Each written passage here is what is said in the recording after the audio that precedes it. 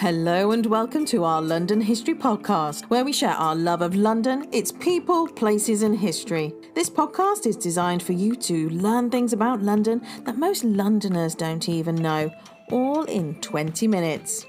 I am your host, Hazel Baker, qualified London tour guide and CEO of LondonGuidedWalks.co.uk. Our walking tours are for those who love London and want to make the most of their time here, no matter whether it's for a weekend or a lifetime. We aim to deliver insightful and well-prepared London guided walks with genuine enthusiasm and professionalism. And this podcast, we try to do exactly the same. If you enjoy what we do, then please rate and review. You can become a patron for as little as £5, and that way we share our videos of the interviews with you, plus lots of unique content. You help us keep this podcast advert-free. Get that cup of tea, put your feet up, and enjoy. Joining me in the studio today is City of London guide Ian McDiarmid. Hello, Ian. Hello. Welcome back. Now, today we're going to be talking about gorgeous Greenwich. I must advise the listeners, however, that both you and I, Ian, live in the Royal Borough of Greenwich, so this might be slightly biased. Well, actually, I was thinking about bits of London before we said we were going to do this, and I was thinking that actually, in all honesty, Greenwich is one of my favourite bits of London. It's invidious to really make comparisons, but I find the kind of posher, more touristy, I know Greenwich is touristy, but the posher parts of London I find less interesting than some of the other more, shall we say, run-down boroughs. And I know with the explosion in London property prices, like Greenwich, the house prices are astronomical, and that's a complete human tragedy, very bad for the economy. But nevertheless, Greenwich is still a bit sort of run down and a bit tatty, and I like it that way. And the history of these boroughs like Greenwich, and another one I love is Southwark as well. The history is just so rich. And yeah, we'll be covering quite a bit of that today, hopefully. But it is just a really interesting place.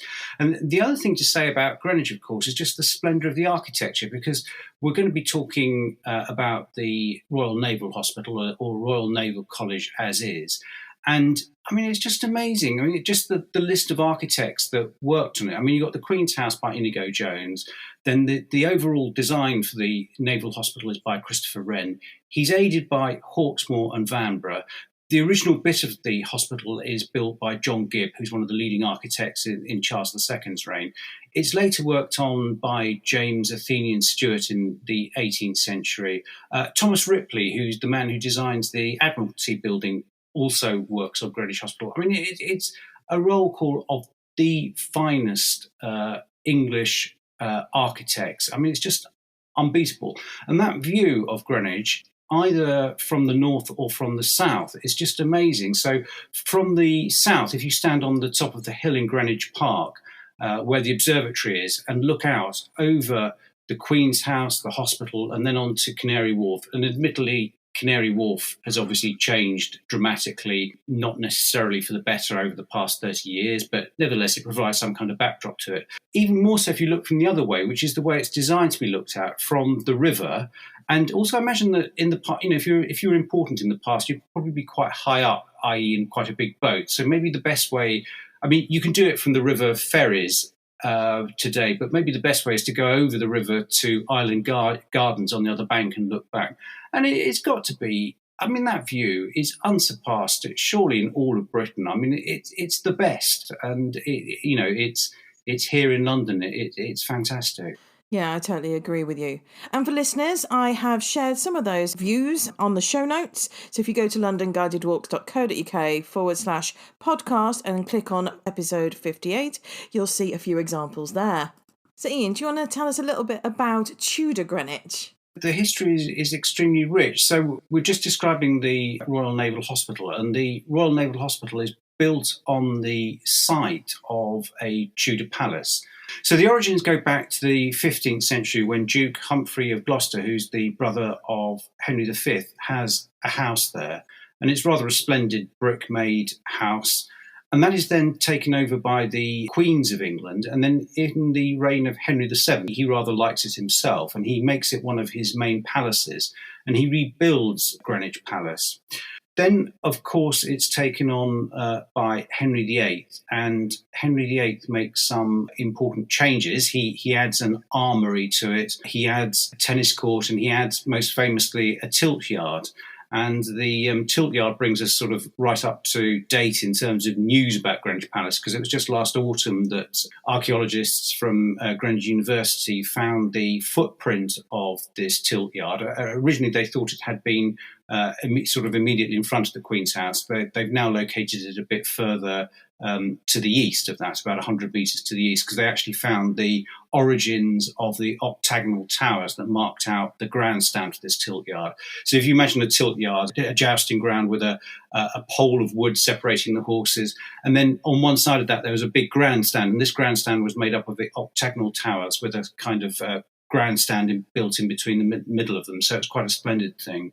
As I was saying, this was Henry VII's favourite palace, or one of his favourite palaces, and it was here that Henry VIII was born, and then later on it's where Henry VIII's daughters Elizabeth and Mary are born, and it's also where Henry in 1536 has his terrible fall from a horse, which leads to a leg wound which will never heal. And some writers on Henry VIII think that this might account for why the king is so unpleasant in his later years, executing people who are quite close to him.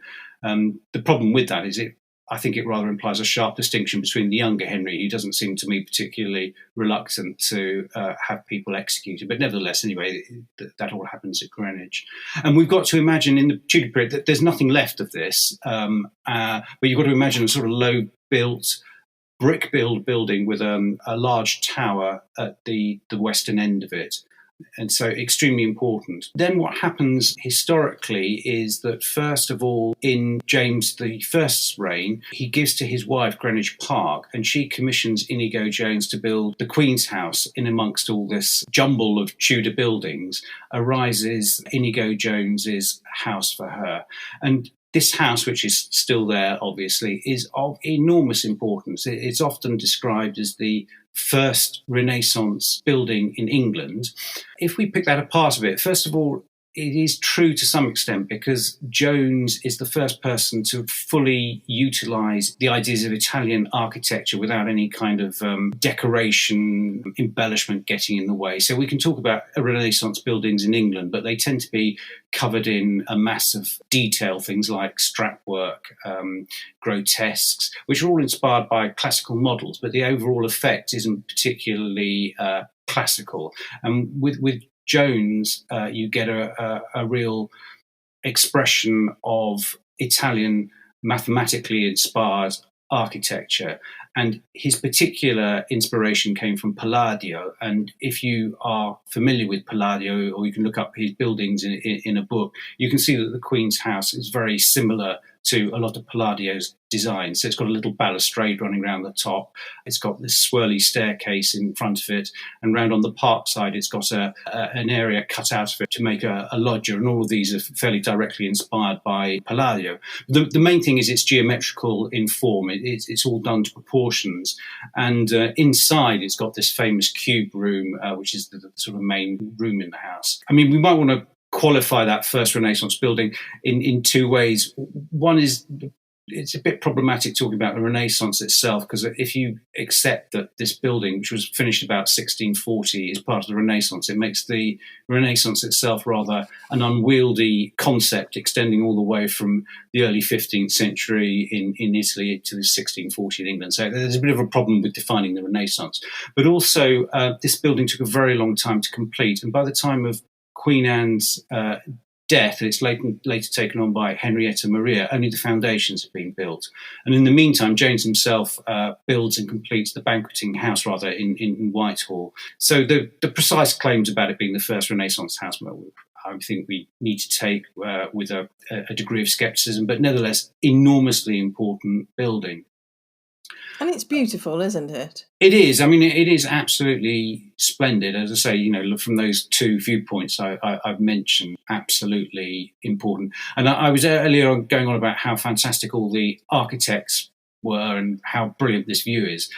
One long-standing criticism of the hospital as a building complex, which goes back to Dr. Johnson, if not earlier, is that later on, when they build the hospital, Queen Mary, who is the consort of William III and who is one of the main inspirations behind the hospital, she insists that the view of Jones's Queen's House from the river is maintained. And Wren, when he designs comes up with his first drawing, he's got this sort of long palatial block going along the river, and he has to go back and he has to come back with a design that maintains the view of the Queen's House. And as a result of that, the Naval Hospital itself is in two separate parts, an eastern and a western part, and then you've got the view of the Queen's House in the middle. And a lot of people from Johnson onwards have remarked that in a way it lacks a kind of unifying whole as a result. So that's the one sort of criticism, really, of all this fantastic architecture that's on show there. But it also makes it very unique. Yeah, indeed. So what were the origins of the Greenwich Hospital then?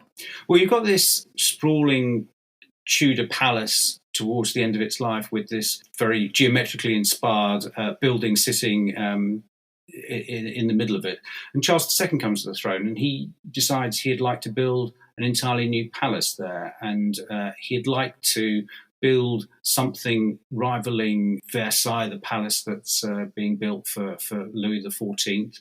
And plans are drawn up from this. And as I was saying earlier, he uses the leading architect of the day, John Gibb. And John Gibb starts building this palace, and the first block of it is almost complete, but not quite, when building is abandoned. And you can see Gibbs' block today. It's known as the Charles II block, and it's quite easy to identify because on the riverfront there's this big inscription, Carolus Charles Rex, Charles King, on the riverside of it.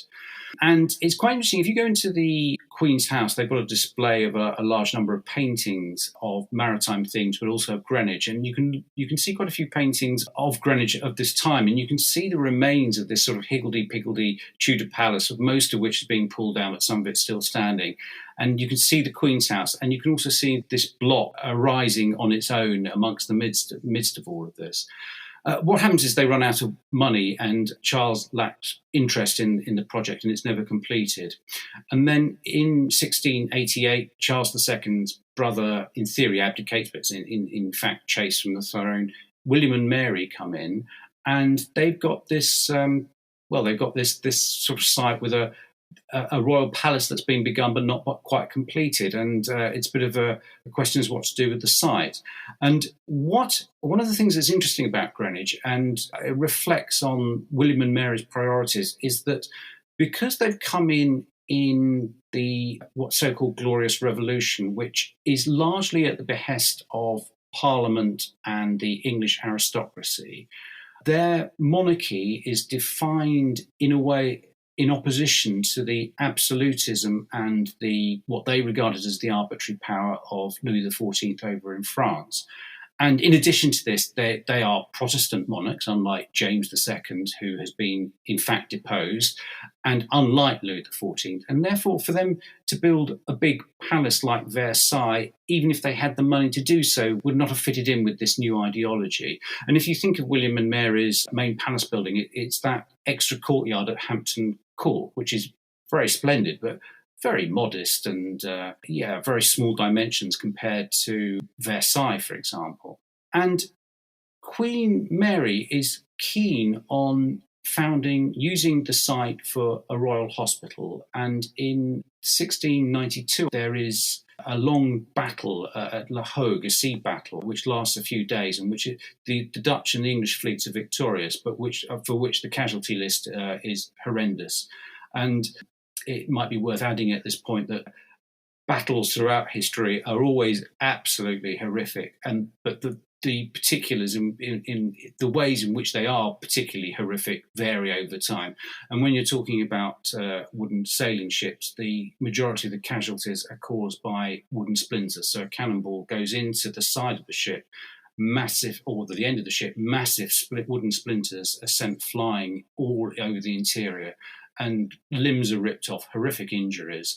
And this battle and the list of casualties provides extra inspiration for her. And she dies shortly after this of smallpox. And William, as a kind of commitment to the memory of his dead wife, decides to carry on with the project. And as I said, also in deference to her wishes, he maintains this desire of hers. They start building the Royal Hospital, and I was saying that it's significant that they decide not to build a palace there. It's also significant that on this highly prominent site on the river, using all these resources and using what's going to turn out to be a very inspired roll call of English architects, they design a monument to the English Navy, really. It's going to be a home for retired and maimed sailors. And this site is so important because Greenwich, in many ways, is a gateway to London. You've got to imagine that the Thames is the most important route into London, and foreigners in particular, high-ranking foreigners in particular, will come along the Thames. And in the past, diplomats have often got off at the palace to go and see royalty. This is kind of like a gateway into London and perhaps into England itself. And what does the English state decide to put up there? Well, a monument to its navy.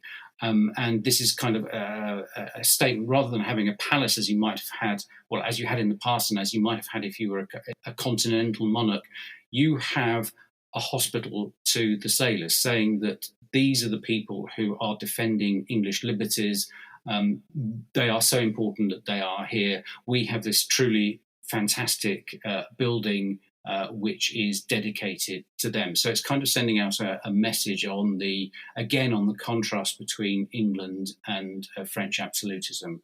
And we shouldn't get too starry-eyed about this. I mean, when we're talking about England is an oligarchy at this time, it's run by a fairly small group of aristocrats, but nevertheless, so this English liberty is not the liberty of everybody, but nevertheless, it's an extremely important distinction between what by this stage, it's about to become the British state and the French state. And for the hospital, what did that entail?